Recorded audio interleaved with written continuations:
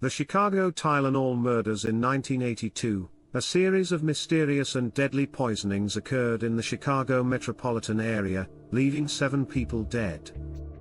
Known as the Chicago Tylenol Murders, these poisonings involved tampered Tylenol capsules that had been laced with cyanide, a highly lethal poison. The incident triggered a nationwide panic, as consumers feared that other over-the-counter medications might also be tainted. Despite decades of investigation, the person responsible for the poisonings remains unknown, and the case is one of the most infamous unsolved mysteries in American criminal history. The poisonings on September 29, 1982, a 12-year-old girl named Mary Kellerman woke up with a sore throat and a runny nose. Her parents gave her an extra-strength Tylenol capsule, hoping to ease her discomfort. Hours later, Mary collapsed in the family bathroom and was rushed to the hospital, where she was pronounced dead. That same day, another victim, 27-year-old Adam Janus, collapsed in his home shortly after taking Tylenol to relieve chest pain. He died later that afternoon. In a devastating turn of events, Adam's brother Stanley and sister-in-law Teresa, grieving over Adam's death, took Tylenol from the same bottle, and both collapsed soon after, with Stanley dying that day and Teresa falling into a coma and later dying as well. Over the next few days, 3 more people, Paula Prince, Mary McFarland, and Mary Reiner, also died after taking cyanide-laced Tylenol capsules. In total, 7 people from different parts of the Chicago area lost their lives in what was quickly revealed to be a calculated act of mass poisoning. The investigation and public panic when the link between the deaths and Tylenol was discovered, investigators immediately worked to pull Tylenol products from the shelves and warn the public. Johnson & Johnson, the company that produces Tylenol, issued a nationwide recall of approximately 31 million bottles of Tylenol, worth an estimated $100 million. The company urged people to stop using the product until further notice, and they implemented a massive public relations campaign to ensure consumer safety. Investigators discovered that the cyanide-laced capsules had not been tampered with at the factory, but rather at the retail level. Someone had gone into stores, opened the bottles, and inserted the poisoned capsules before resealing the containers and returning them to the shelves. The bottles affected were randomly scattered across the Chicago area, which made tracking the killer even more difficult. The fact that the killer was able to tamper with the products and place them back on store shelves without detection created a nationwide panic. People were afraid to purchase over-the-counter medications, and drugstores saw a sharp decline in sales. The murders also led to significant changes in the packaging of pharmaceutical products.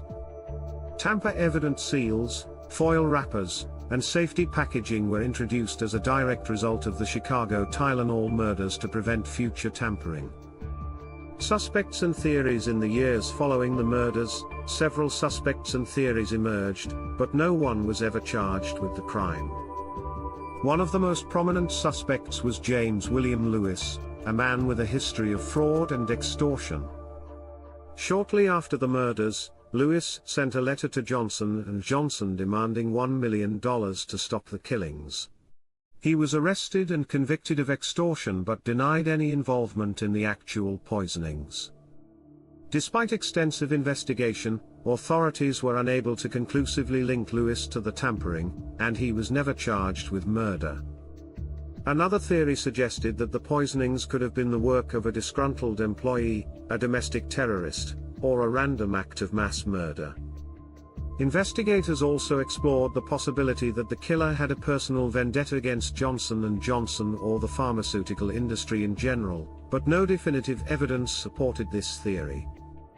Over the years, various conspiracy theories have circulated, but none have led to the identification of the person responsible for the poisonings. Despite the passage of time, the case remains open, and law enforcement continues to investigate any new leads that arise. The impact and legacy. The Chicago Tylenol murders had a profound impact on both the pharmaceutical industry and public safety regulations. The case led to significant changes in how over-the-counter medications are packaged, with tamper-evident seals and other safety measures becoming the industry standard. These changes have since become commonplace for consumer goods and medications worldwide, all due to the fear and chaos sparked by the Tylenol poisonings. Johnson & Johnson's handling of the crisis is often cited as a textbook example of corporate responsibility. The company's swift action to recall the product and its efforts to communicate transparently with the public helped it to recover its reputation, despite the devastating losses. The Tylenol case also serves as a stark reminder of how easily mass poisoning can be carried out and the difficulties law enforcement faces in identifying and capturing perpetrators of such crimes. The randomness of the attacks, coupled with the anonymity provided by public spaces like stores, made it extremely challenging to catch the killer, even in a city as large as Chicago. The killer remains at large despite decades of investigation. The identity of the Chicago Tylenol killer remains a mystery. The case is still considered open, but with no new leads or breakthroughs in recent years, the chances of solving the case seem slim. For the families of the victims, the lack of closure is a painful reminder that justice has never been served. The Tylenol murders remain one of the most infamous unsolved serial murder cases in American history, and the killer is still out there, unknown and unpunished. This true story of the Chicago Tylenol murders is a chilling reminder of the terror that a single act of tampering can unleash.